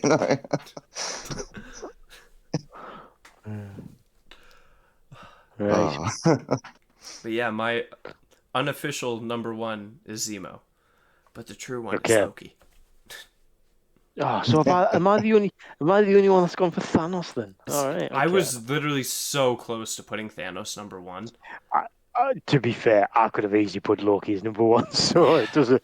I think I would guess that most. Well, actually, I think we'll struggle to find anyone that doesn't put them as the top two. Yeah. I would have thought. Mm-hmm. Well, I was gonna say, even like, I'm glad the podcast worked out this way, that we all each talked about one, because like I said, I didn't write anything else for any other hero or villain. Like, Well, now but you got a few days. Thanos, oh yeah, Thanos definitely, it would have been number two though, like no brainer 100%. for me. Mhm. I mean, Yeah. Yeah. Like, he's just, and to be honest, like, at least with well, I mean, Loki, we aren't truly done with him. Zemo, we aren't truly done with him. Thanos, more or less, we aren't truly done with him too, because he's confirmed With to Eternals. at least have a cameo in the Eternals movie. And mind Yep. you, that could be baby Thanos, it could be teenager Thanos, Teenager. it could be Thanos Yeah. growing up. Per se, I don't think it's going to be Josh Brolin again as Thanos, so I'm guessing it'll probably be younger. yeah, But maybe like still. a early 20s Thanos. No. Well, actually, I'm kind of thinking something like that, to be honest. Like more arrogant still, Yeah. like thinks Almost how he because was he's in like Endgame. yeah, like he's an adult officially, but he's still, he's at that point where he thinks he knows everything, but Yeah. still arrogant and quite not matured yet. Mm-hmm. And like, I feel like the Eternals movie might lean a bit more into Thanos than I think most of us think. I have no proof going on that whatsoever, other than the fact that Thanos is stated. It's Marvel. Well, yeah, one, it's Marvel. Two, the fact Thanos stated that he warned his entire planet about the fall of Titan. And yet I'm pretty sure some of the Eternals will take place on Titan, because it's spanning over thousands of years. So, I don't know. I wonder. But, yeah, Zemo is mine.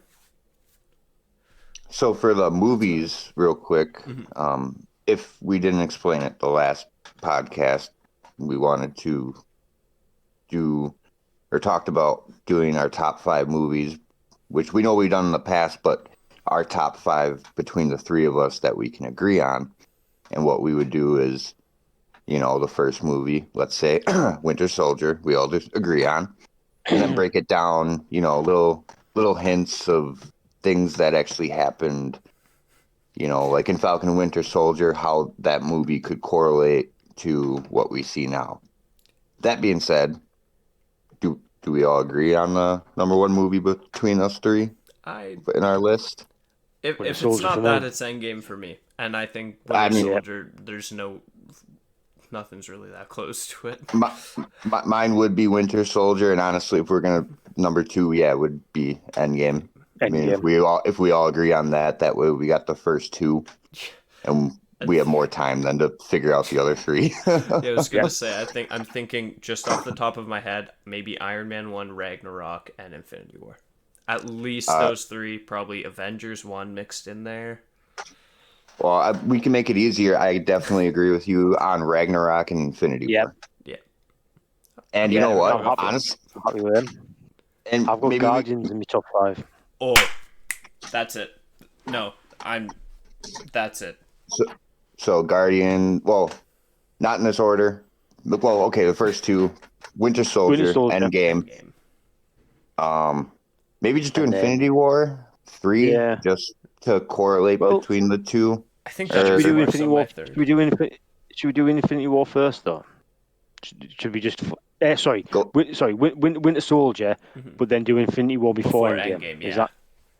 that so Yeah. it Leans into rolls it on? better, yeah. Yeah. No, I'm 100% with that. And And then then Guardians, and then Ragnarok.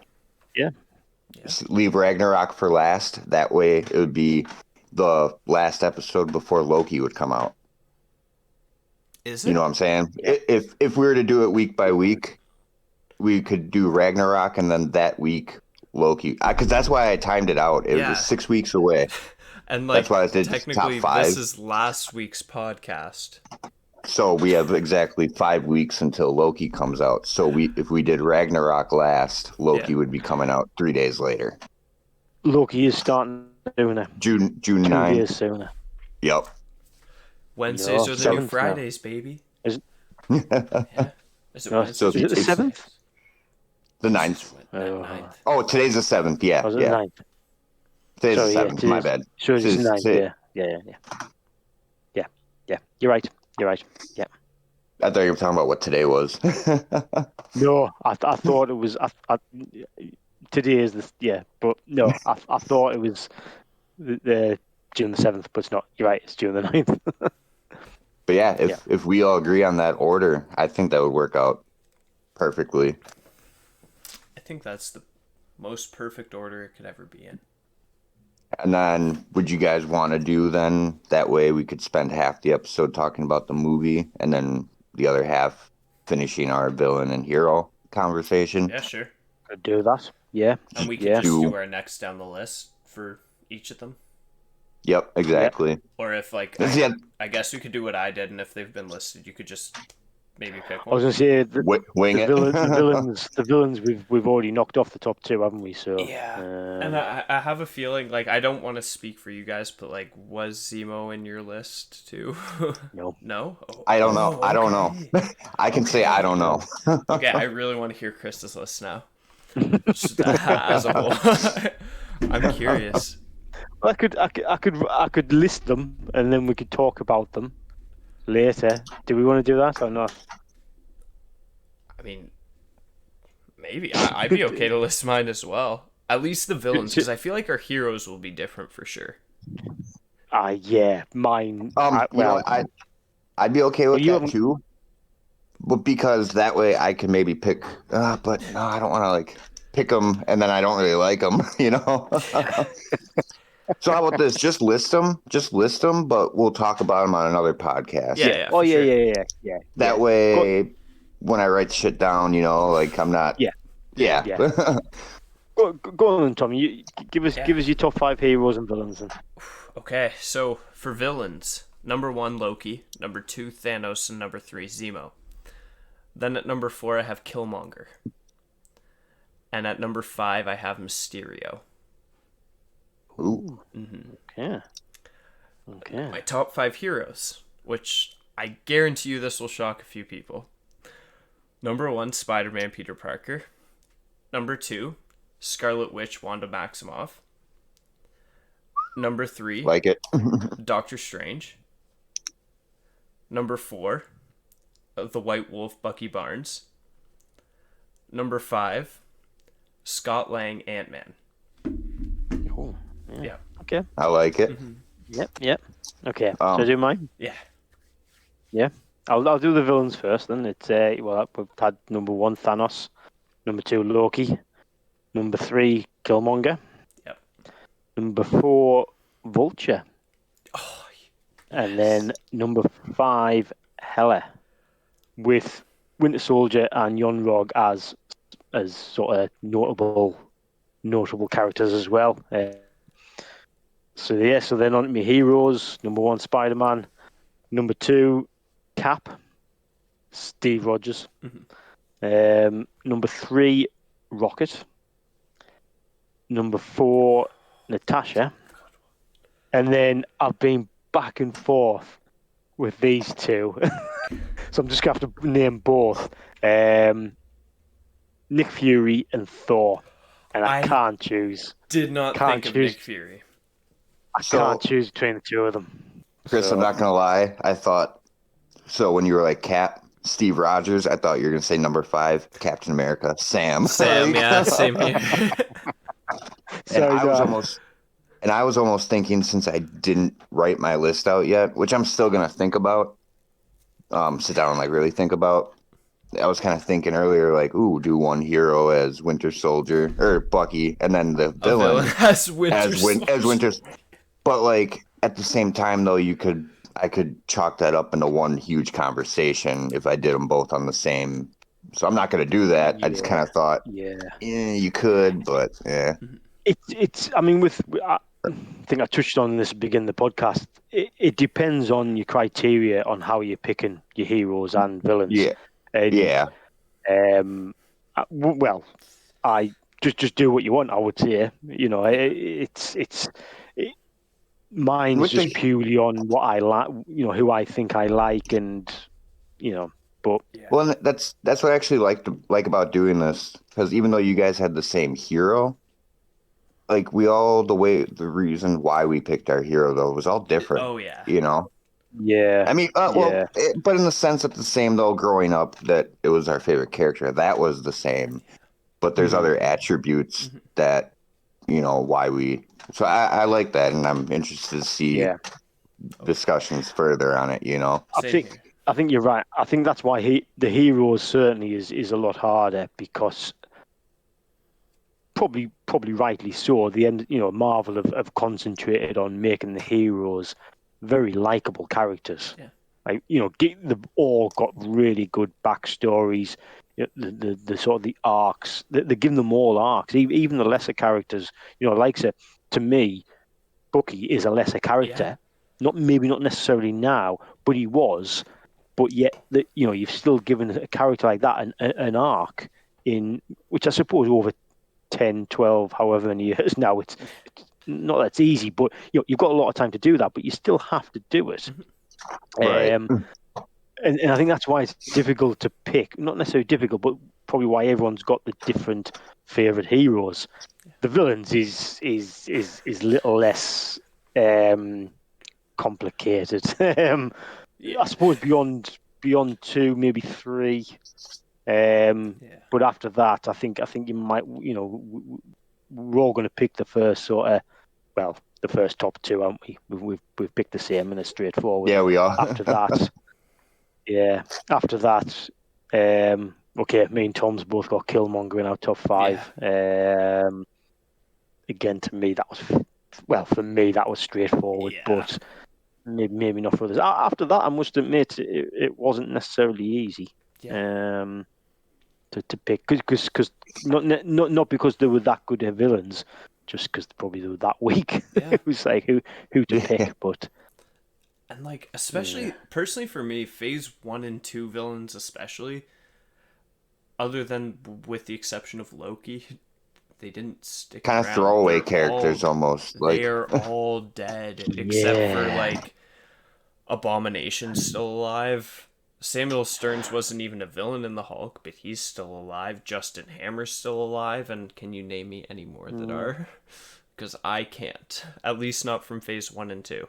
Ronan's dead. Whiplash is dead. Ironmonger's dead. Loki now is technically dead. Laufey's dead. Yeah. Dead. Oh my god. Yeah. But yeah. Well, Red Skull. We thought dead, then transported to Vormir, but Red Skull did came into me thinking for the top 5. I must admit, maybe because I don't know, he's only been in that one film, and it was a while ago. Sorry, more than he was in Infinity War, an Endgame, but essentially he wasn't a baddie in that, was he? And it was a different actor, anyways, playing him, even though I think it was more. I think it was more just a nod. They could have quite easily have not had Red Skull and just had some sort of phantom figure type of thing. But just made it deaf. It was nice. It was good. Yeah. It was good. It was good. It was good to have Red Skull in that part. But nice little cameo. Yeah. It maybe lessens what he did in First Avenger, maybe or though. or explains where he went. Well, when well, he, it certainly does. Yeah, it certainly does that. Yeah. Honestly, I think it does a bit of both, to be honest. Like, it definitely, like, one, it definitely explains what he did, but two, it also kind of takes away from the fact that, like, well, I don't know. Maybe it doesn't, because, like, he grabs the stone thinking he's going to get unlimited power, and the stone punishes him for it. And it's really kind of glossed over in the whole grand scheme of things in Infinity War, but, like, hypothetically, if you're only watching the MCU for the Red Skull's arc, then you'll love this. Yeah. Maybe. I don't know why anyone would want to do that. Personally. But again, I always a little bit. We're talking about the Mandarin with Iron Man being the his biggest villain. I understand that Red Skull is Cap's biggest villain, so it was, or maybe the time jump was the issue, perhaps from when First Avenger was set to where Steve Rogers ended up. Maybe that's why they thought it's a bit too much to keep Red Skull in it, perhaps. But I always maybe half expected Red Skull to come back, but then you look at the films, and the trilogy for me, which plays into why I've got Captain America as my second favorite hero. They're the best films, or certainly the best trilogy, or the best individual films for me, and because they're more grounded, and maybe that's why they couldn't bring Red Skull in, because it would have. Can you imagine Red Skull being in Winter Soldier or Civil War? It just would have been. It would have just looked daft, really, wouldn't it? It sounds strange to say it, given the other films and the characters we have, but it would have been daft. And even though, and like, the Captain, sorry, Zach. No, go ahead. I was just gonna say, even though he is even involved in the comics in both of those storylines in particular, it just it doesn't fit in the MCU. It just doesn't. Yeah. So I think it was perfect the way they did that. Nothing to do with Red Skull, but like the Captain America films too. All the best fight scenes, like like hand to hand type. Yeah. I mean, Iron Man's all like shooting missiles, lasers type thing, and Spider-Man's Thor's more one hit with his hammer. I mean, Thor's got some good ones, but it's not like cinematically like the way the not correlation. I can't think of the word, but yeah, just the way they do the fight scenes and choreography. Choreography.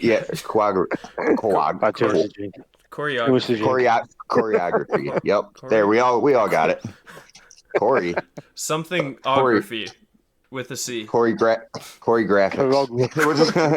Calligraphy. Geology.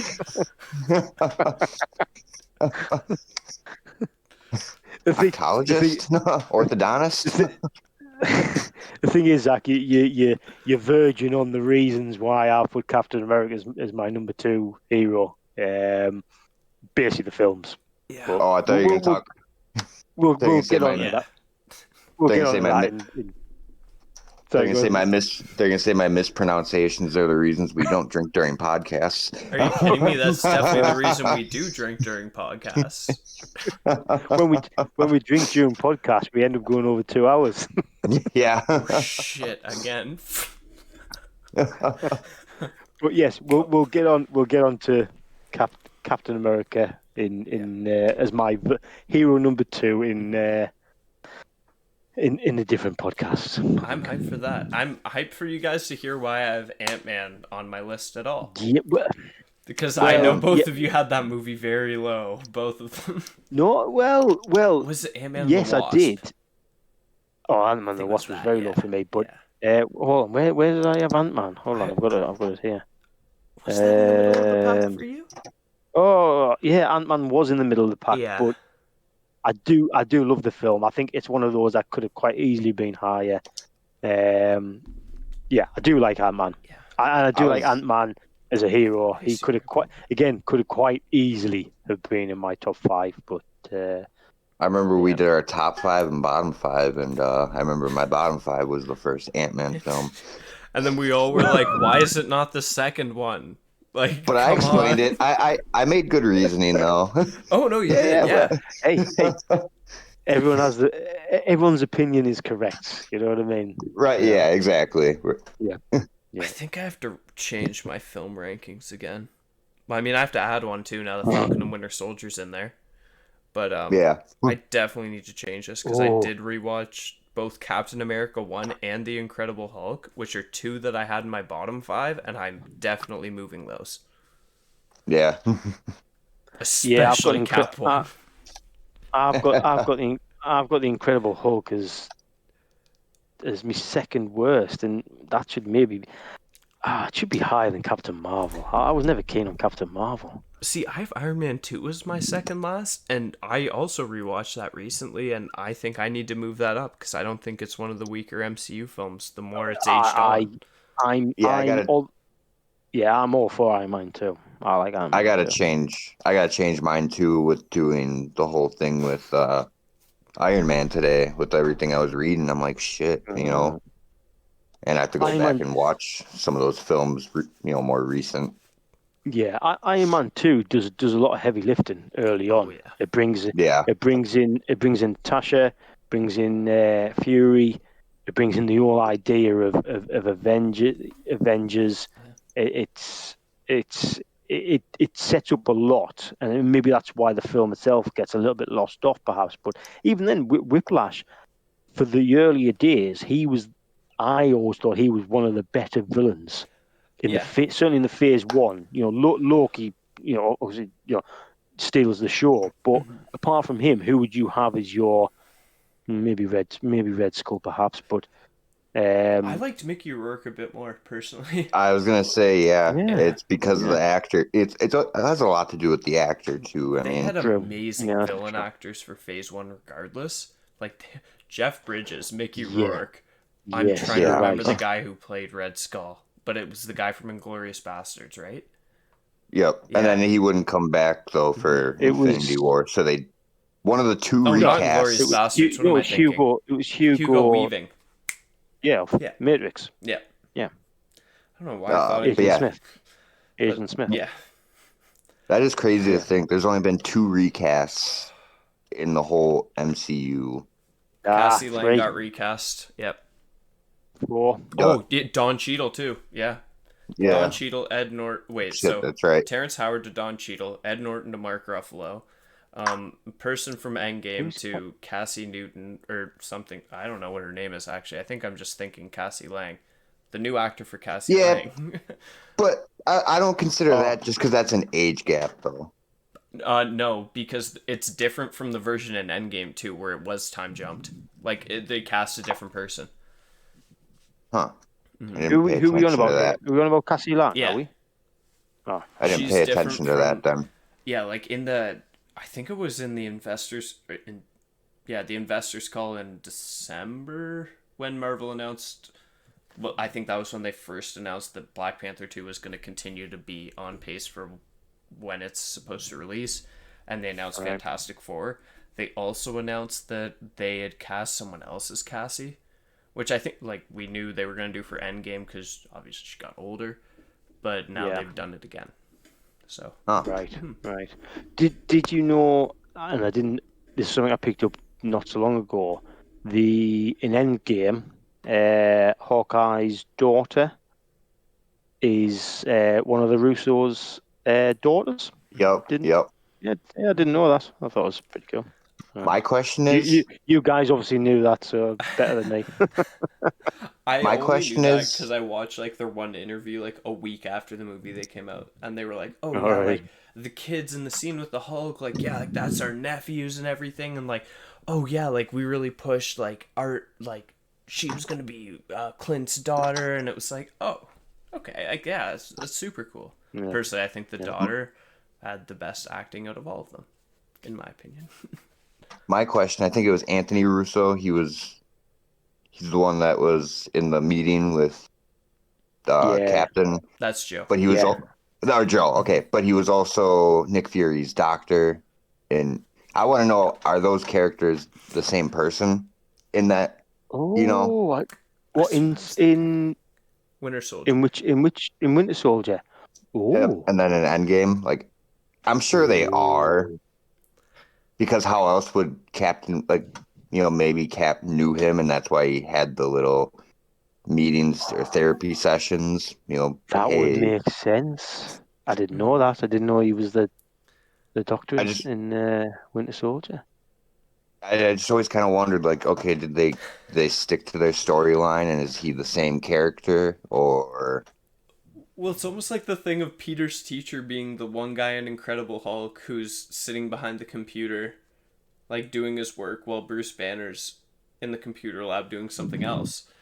Like it's the same actor. Like they never actually named that character, but like you can Yeah, kind of take maybe he's getting his first degree, then he went and maybe got his other one, and then by the time Spider-Man was in high school, or he was teaching he him. was a teacher. Yeah, yep, yeah. or in Well, Winter Soldier, the guy that they had the gun to his head, like, oh, hit the missile button. He said no, Mhm. and then he's yeah, flying like a carrier in Civil War, or Yeah. not Civil yeah, War, Age of Ultron. Mhm. Like, he definitely yeah, got a promotion. Like, Oh yeah. yeah. But that again. That's I've probably said this before about how good the MCU is with stuff like that, where you've got continuity, yeah, or you got characters who you think are big characters. Who's the one in he ends up dying in Winter Soldier. Oh.